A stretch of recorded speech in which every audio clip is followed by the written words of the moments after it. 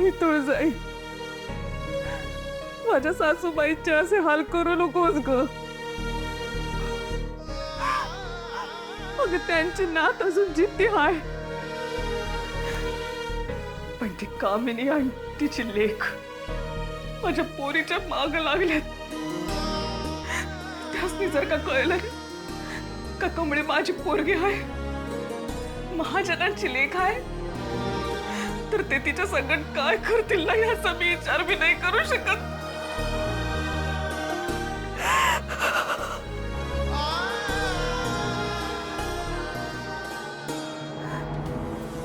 असं स्वप्न असताना मी काय करू ग?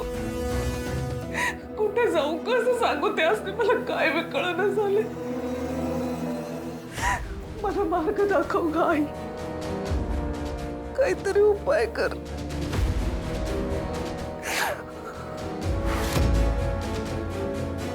आज जर का कमळी त्यासने सापडली तर, तिचं सत्य सगळ्यांसमोर आलं तर, कमीच समजा सांगून टाकू खरं खरं. अन्नपूर्णा आजी त्यांच्या नातीला हुडकून काढतीलच. होय होय, नक्की काढतील, खात्री आहे मला. आता कम तर काही इथनं जाऊ शकत नाही कुठं. आता देव आहे, तूच काहीतरी उपाय शोधून काढ ग बाई. काहीतरी कर, काहीतरी कर. नाही ऋषी सर, असं करून नाही चालणार. आपल्याला काहीतरी केलं पाहिजे. असं जर झालं तर अन्नपूर्णाजी सगळं गमवून बसतील. वय पण आपण तरी कुठं आणायची त्यांची मोठी नात? तू म्हणतेस ते बी खरं आहे निंगे. ती कशी दिसते हेच माहित नाही, तिचा फोटो बिटो बी नाही. करायचं तर काय? त्यासाठी त्या स्केच आर्टिस्ट कडून तिथं स्केच काढून घेतलं होतं, पण ते स्केच पण हरवलं आणि तो स्केच आर्टिस्ट पण सापडत नाहीये. हॅलो ऋषी बाबा, मला जरा लय महत्वाचं बोलायचं आहे तुमच्या संग, अन्नपूर्णा मॅडमच्या नातीबद्दल. हां बोला ना. नाही नाही, असं फोनवर नाही, तुम्ही घरी या. मला इथं घरातच बोलायला लागणार. बरं ठीक आहे, मी आल्यावर बोलूयात. काय झालं सर? कमळे, आमच्या साधना मावशींना अन्नपूर्णाजींच्या नातीबद्दल काहीतरी सांगायचं आहे. तू चल जरा माझ्या बरोबर. चल. निंगे आम्ही आलो.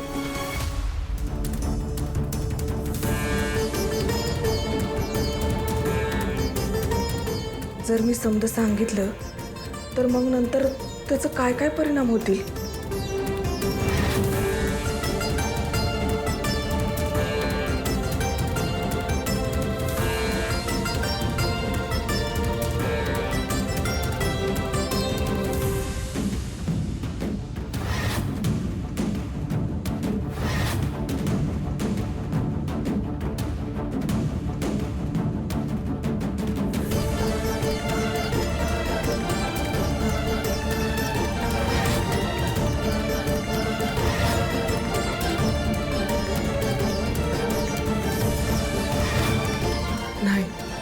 कमळे, कोण काय बी म्हणू दे, खरं मीच एक आई म्हणून कमी पडलो ग.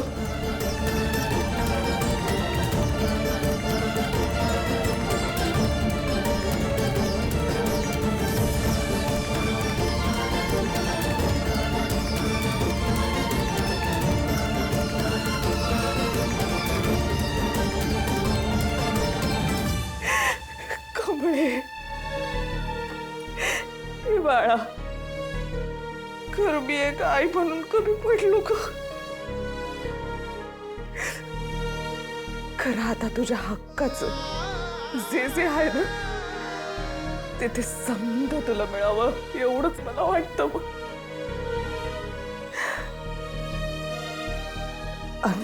तुला माहितीये,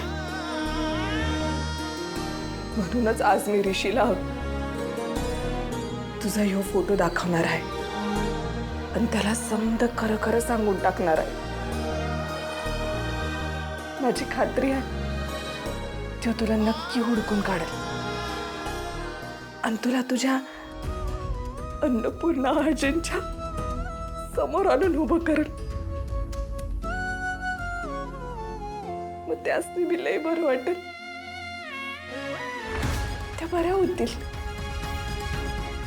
महाजन कुटुंबियांचं नाव, त्यांचं वैभव समत जसं हाय तसं कायम टिकून राहील बघ. असंच होईल.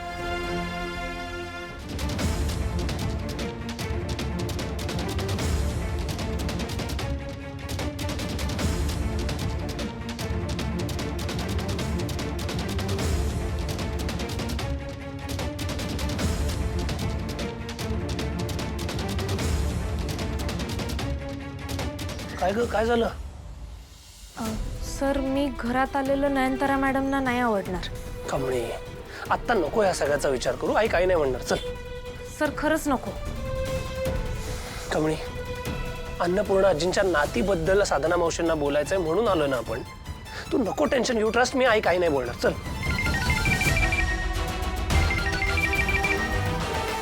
हॅलो. हॅलो, मी हॉस्टेलवर फोन केला होता. कमळी नव्हती तिथे. तुझ्याबरोबर आहे? हो आहे. काय झालं? मला हे कळत नाहीये ऋषी, ती गेटवरनं परत का गेली?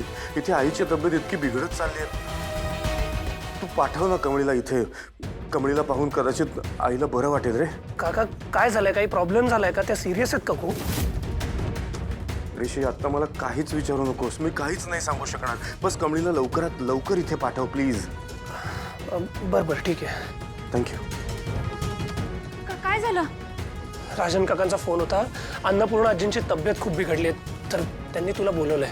काय झालं आजींना? त्या ठीक आहेत ना? हो, काय सिरियस नाही? नाही, तू एक काम कर. तू जाऊन त्यांना भेट. मी साधना मावशींशी बोलू. मी जातो.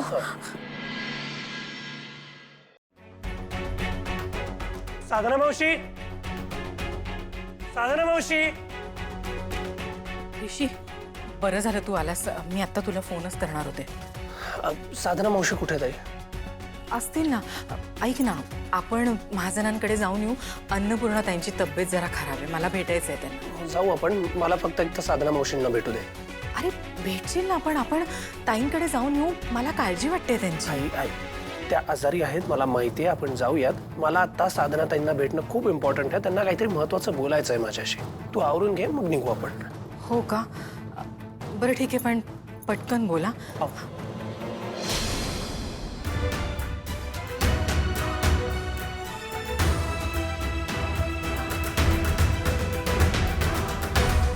मावशी, बोला. काय झालं? ऋषी बाबा, मला लई महत्वाचं बोलायचं आहे. तुम्ही या ना. तुम्ही बसा बसा. बोला.